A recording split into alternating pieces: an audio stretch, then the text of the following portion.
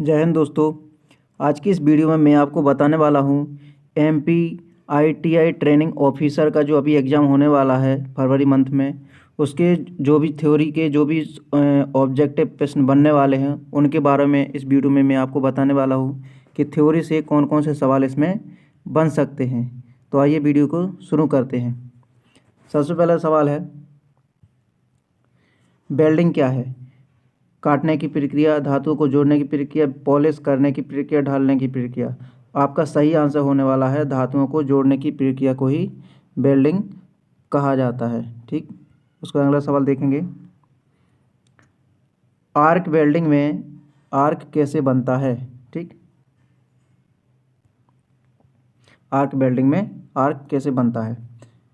Gas से, battery से, electrode और जॉब के बीच और पानी से। आपका ऑप्शन नंबर सी सही होगा। इसमें सी, इलेक्ट्रोड और जॉब के बीच में जो भी होता है उसके बीच में आपकी आर्क बनती है। ठीक, आपका तीसरा सवाल है, वेल्डिंग में इलेक्ट्रोड का मुख्य कार्य क्या होता है? ठीक, वेल्डिंग में इलेक्ट्रोड का मुख्य कार्य क्या होता है? ठंडा करना, जोड़ना, बनाना, फिलर मेटल देना, जंग हटाना। आपका ऑप्शन नंबर सी सही होगा, फिलर मेटल देना। ठीक, अगला सवाल देखेंगे चौथा, एसी वेल्डिंग मशीन का पूरा नाम क्या होता है? यानी एसी जो करंट वेल्डिंग होती है उसको पूरा नाम क्या होता है? आपका ऑप्शन नंबर ए होगा, अल्टरनेट करंट इसका सही आंसर होगा, यानी प्रत्यावर्ती धारा। ठीक, ऑप्शन नंबर 5 है, डीसी वेल्डिंग मशीन का पूरा नाम क्या होता है? आपका ऑप्शन नंबर सी होगा, डायरेक्ट करंट इसका हिंदी में होता है दृष्ट धारा। ठीक, ऑप्शन नंबर 6 है, वेल्डिंग हेलमेट का उपयोग क्यों किया जाता है? आपका ऑप्शन नंबर बी सही होगा, आंखों की सुरक्षा के लिए। ठीक, सातवां सवाल है, वेल्डिंग में कौन सी गैस ईंधन के रूप में प्रयोग की जाती है? यानी गैस वेल्डिंग में जो भी गैस यूज की जाती है वो कौन सी की जाती है? आपका ऑप्शन नंबर सी होगा, एसिटिलीन गैस इसमें यूज की जाती है। आठवां सवाल है, ऑक्सी एसिटिलीन वेल्डिंग में ऑक्सीजन का कार्य क्या होता है? आपका ऑप्शन नंबर बी सही होगा, ताप को बढ़ाना। ठीक है, ऑक्सीजन का जो कार्य होता है ताप को बढ़ाना होता है ऑक्सी एसिटिलीन वेल्डिंग में। ठीक है, ऑप्शन नंबर 9 है, फ्लक्स का उपयोग क्यों किया जाता है? यानी जो रॉड में फ्लक्स लगा होता है उसका यूज क्या होता है? आपका ऑप्शन नंबर डी होगा, ऑक्सीकरण को रोकने के लिए। यानी जो बाहर से जो भी हमारा एनवायरनमेंट है उसमें जो भी धूल कण या जो भी प्रदूषित चीज़ें होती हैं उनको रोकने के लिए। ठीक, ऑप्शन नंबर 10 है, वेल्डिंग में स्लैग क्या होता है? आपका ऑप्शन नंबर सी सही होगा, ठोस अपशिष्ट। यानी जो भी एक्स्ट्रा कचरा होता है उसको स्लैग बोला जाता है, जो उसके मेटल के ऊपर लग जाता है वेल्डिंग होने के बाद। 11वां सवाल है, वेल्ड की गुणवत्ता किस पर निर्भर करती है? ऑप्शन नंबर डी सही होगा, इसमें करंट, वोल्टेज, इलेक्ट्रोड तीनों निर्भर करता है, यानी ऑप्शन नंबर डी सही है। 12वां सवाल है, कौन सी वेल्डिंग सबसे अधिक प्रचलित है? ठीक, laser welding, arc welding, electron beam welding या फ्रिक्शन वेल्डिंग। आपका ऑप्शन नंबर बी सही होगा, आर्क वेल्डिंग सबसे ज़्यादा प्रचलित है। अगला सवाल है 13वां, इलेक्ट्रोड कोटिंग का मुख्य कार्य क्या होता है? जंग को बढ़ाना, आर्क स्थिर करना, धातु पिघलना, करंट बढ़ाना। आपका ऑप्शन नंबर सही है, आर्क स्थिर रखना। ठीक, वेल्डिंग के समय पीपीई का मतलब क्या होता है? यानी पीपीई का पूरा नाम क्या होता है? आपका ऑप्शन नंबर ए सही होगा, पर्सनल प्रोटेक्टिव इक्विपमेंट। ठीक है, यानी हमारे सुरक्षा उपकरण इसका हिंदी में होगा। ठीक, अगला सवाल है, वेल्डिंग ग्लव्स किससे बने होते हैं? वेल्डिंग के जो ग्लव्स होते हैं वो अधिकतर चमड़े या उसके बने चमड़े के ही बनाए जाते हैं। ऑप्शन नंबर सी सही होगा। ठीक है, अगला सवाल है, कौन सा दोष वेल्ड में छिद्र बनाता है? Crack, porosity, undercut, slag. Option number B सही होगा, पोरोसिटी जो वेल्ड दोष है वो छिद्र बनाता है। ठीक, अगला सवाल है, अंडरकट क्या होता है? बेल्ट की दरार, बेल्ट के किनारे में कटाव, अधिक स्लैग, अधिक धातु। ऑप्शन नंबर बी सही होगा, बेल्ट के किनारों में कटाव को ही अंडरकट कहा जाता है। 18वां सवाल है, वेल्डिंग में करंट अधिक होने से क्या होगा? कमज़ोर वेल्डिंग होगी, अधिक स्पेटर में देगा या आर्क नहीं बनेगा, स्लैग नहीं बनेगा। आपका ऑप्शन नंबर बी सही होगा, अधिक स्पेटर जो है देगा इसमें। अगला सवाल है, करंट कम होने से क्या समस्या आती है? करंट कम होने से क्या आ सकता है, आर्क अस्थिर रहेगी, अधिक पिघला होगा, जॉब कट जाएगी या बेहतर बेल्ड होगा। आपका ऑप्शन नंबर सही होगा, आर्क अस्थिर रहेगी, यानी इसमें आर्क थोड़ी भी आ सकती है। ठीक। अगला सवाल है बेल्डिंग में स्पेटर क्या होता है। तो अगर इसमें होगा गैस, धुआं, पिघली हुई धातु के कण या स्लैग। आपका ऑप्शन नंबर सी सही है, पिघली हुई धातु के कण को ही स्पेटर कहा जाता है। अगला सवाल है बेल्डिंग से पहले जॉब की सफाई क्यों जरूरी होती है। आपका ऑप्शन नंबर बी सही है, अच्छी बेल्डिंग के लिए बेल्डिंग जो जॉब होती है उसकी सफाई करवाना जरूरी होता है।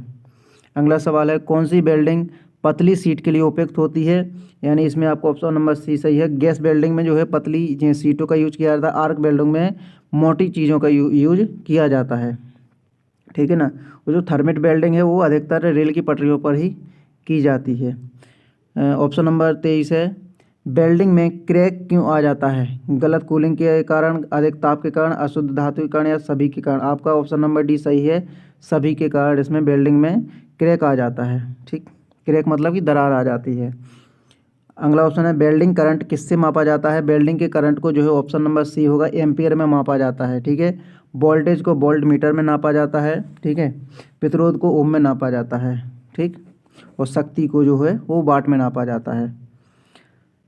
अगला सवाल है वोल्टेज किससे मापा जाता है। वोल्टेज को जो कि वोल्ट मीटर यानी वोल्ट में नापा जाता है। वोल्ट मीटर की नापने की जो मशीन होती है उसको कहा जाता है।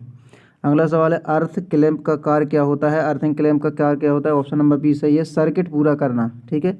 अगर हम अर्थिंग नहीं लगाएंगे तो हमारी जो वेल्डिंग है वो नहीं हो पाएगी। ठीक। वेल्डिंग के समय आँखों को क्या नुकसान हो सकता है। इसमें जलन भी हो सकता है, वेल्ड फ्लैश हो सकता है, अंधापन हो सकता है और सभी भी हो सकता है। आपका ऑप्शन नंबर डी होगा सही। ठीक है, सभी हो सकता है इसमें। अगला सवाल है वेल्डिंग मशीन का चयन किस पर निर्भर करता है। आपका ऑप्शन नंबर डी है, सभी, यानी जॉब की मोटाई, वेल्डिंग का प्रकार और करंट पर भी इसका निर्भर करता है। आपका ऑप्शन नंबर डी है जो सही होगा। अगला सवाल है थर्मिट वेल्डिंग का उपयोग कहाँ होता है। थर्मिट वेल्डिंग का उपयोग जो है ऑप्शन नंबर बी है, रेल की पटरियों पर थर्मिट वेल्डिंग का कार्य किया जाता है। जो कार बॉडी पे होता है उसमें स्पॉट वेल्डिंग की जाती है। ठीक है। पतली सीटों पर जो है गैस वेल्डिंग की जाती है। ठीक। अगला सवाल है वेल्डिंग के बाद स्लैग कैसे हटाते हैं। वेल्डिंग होने के बाद स्लैग हटाते हैं, चिपिंग हैमर से इसकी स्लैग को हटाया जाता है। अगला सवाल है मिग वेल्डिंग में किस धातु का उपयोग किया जाता है। आपका ऑप्शन नंबर सी होगा, ए होगा, CO2 गैस का मिग वेल्डिंग में उपयोग किया जाता है। मिग का पूरा नाम होता है मेटल इनर्ट गैस। ठीक है। अगला सवाल है टिग वेल्डिंग में इलेक्ट्रोड किसका होता है, यानी टिग वेल्डिंग में इसका टिग का पूरा नाम होता है टंगस्टन इनर्ट गैस, इसका पूरा नाम होता है। इसमें आपका ऑप्शन नंबर सी सही होगा, जिसमें टंगस्टन का यूज किया जाता है इसके इलेक्ट्रोड में। ठीक है। अगला सवाल है वेल्डिंग पोजीशन कितनी होती हैं, यानी वेल्डिंग की पोजीशन कितनी हो सकती है अधिकतम, यानी ऑप्शन नंबर सी है आपकी 4। ठीक है। फ्लैट पोजीशन को क्या कहते हैं। ठीक। फ्लैट पोजीशन को आपका ऑप्शन नंबर सी सही होगा और 1G। ठीक। ओवरहेड वेल्डिंग कौन सी होती है। ऑप्शन नंबर डी होगा 4G। ठीक। ओवरहेड मतलब आपके सर के ऊपर जो भी वेल्डिंग की जाती है उसे ओवरहेड वेल्डिंग कहा जाता है। ठीक। और जो फ्लैट वेल्डिंग इसमें कहा गया है, फ्लैट वेल्डिंग मतलब ज़मीन के बिल्कुल समतल में रख के किसी चीज़ को वेल्ड करना, उसको फ्लैट वेल्डिंग कहा जाता है। जैसे 1G कहा जाता है, उसको ओवरहेड को 4G कहा जाता है। अगला सवाल है वेल्डिंग में धुआं किससे बनता है। वेल्डिंग में जो धुआं है गैस, कोटिंग और धातु, इन तीनों से मिलकर बनता है धुआं। ठीक है। आपका ऑप्शन नंबर डी है जो कि सही होगा इसमें। अगला सवाल वेल्डिंग के समय वेंटिलेशन क्यों जरूरी होता है। आपका ऑप्शन नंबर ए सही होगा, धुआं निकालने के लिए वेंटिलेशन का यूज करते हैं। इलेक्ट्रोड का साइज किससे मापा जाता है। ऑप्शन नंबर ए आपका सही होगा, मिलीमीटर में। इलेक्ट्रोड का जो साइज है वो मिलीमीटर में नापा जाता है। ठीक। वेल्डिंग में प्री हीट क्यों किया जाता है। आपका ऑप्शन नंबर ए सही होगा, क्रैक रोकने के लिए वेल्डिंग को प्री हीट किया जाता है। ठीक है। वेल्डिंग में पोस्ट हीट का उद्देश्य क्या होता है, यानी पोस्ट हीट क्यों किया जाता है। आपका ऑप्शन नंबर बी सही होगा, स्ट्रेट कम करने के लिए वेल्डिंग में पोस्ट हीट का यूज किया जाता है। अगला सवाल है वेल्डिंग रॉड का कोड क्या बताता है। आपका ऑप्शन नंबर सी सही होगा, गुण और उपयोग इसके बारे में वेल्डिंग रॉड का कोड बताता है। ठीक है। अगला सवाल है E6013 इलेक्ट्रोड किसके लिए उपयुक्त होता है। आपका ऑप्शन नंबर बी सही होगा, माइल्ड स्टील के लिए इस इलेक्ट्रोड का कोड जो है उपयोगी होता है। ठीक है। अगला सवाल है वेल्डिंग में जॉइंट कितने प्रकार के होते हैं? अगला ऑप्शन नंबर सी सही होगा, 5। ठीक है। बट जॉइंट क्या होता है? इसका सही आंसर होगा ऑप्शन नंबर बी, आमने सामने के जोड़ को बट जोड़ कहा जाता है। लैप जॉइंट में प्लेटें कैसी होती हैं? आपका ऑप्शन नंबर बी सही होगा, एक दूसरे पर चढ़ी हुई होती है, उसे लैप वेल्डिंग या लैप जॉइंट कहा जाता है। ठीक है। अगला सवाल है वेल्डिंग में फिक्सचर का उपयोग क्यों होता है? इसका आपका सही आंसर होगा ऑप्शन नंबर डी, सभी, यानी पकड़ने के लिए भी होता है, सही पोजीशन के लिए भी होता है और समय बचाने के लिए भी वेल्डिंग फिक्सचर का यूज किया जाता है। अगला सवाल है वेल्डिंग के समय कपड़े कैसे पहनना चाहिए? ढीले, सिंथेटिक, सूती व फिट और गीले। इसका सही आंसर होगा ऑप्शन नंबर बी सी, सूती व फिट कपड़े हमको वेल्डिंग के समय पहनने चाहिए। ठीक। अगला सवाल है वेल्डिंग में सबसे ज़्यादा खतरनाक क्या होता है? धुआं, गर्म धातु, बिजली या सभी? या इसका सही आंसर होगा सभी। ठीक है। अगला सवाल है वेल्डिंग मशीन को अर्थ क्यों किया जाता है? सुरक्षा के लिए, करंट बढ़ाने के लिए, वजन कम करने के लिए, आवाज़ कम करने के लिए? आपका ऑप्शन नंबर ए सही होगा, सुरक्षा के लिए वेल्डिंग मशीनों को अर्थिंग क्लैंप से जोड़ा जाता है, जो कि अर्थिंग अधिकतर से यानी ज़मीन में एक अलग से पॉइंट बना जाता है, उसमें इसको छोड़ा जाता है कि कहीं से भी उस मशीन में मतलब कि जो भी बिजली आ रही है, जो करंट फैल रहा है, वो अधिकतर अपनी ज़मीन में डायरेक्ट चला जाए, जिससे किसी को करंट ना लगे। ठीक है। अगला और लास्ट सवाल है अच्छा बेल्ट कैसा होता है यानी होना चाहिए? इसका सही आंसर ऑप्शन नंबर डी, सभी, यानी चमकदार होना चाहिए, दरार रहित होना चाहिए और मजबूत भी होना चाहिए। ठीक है।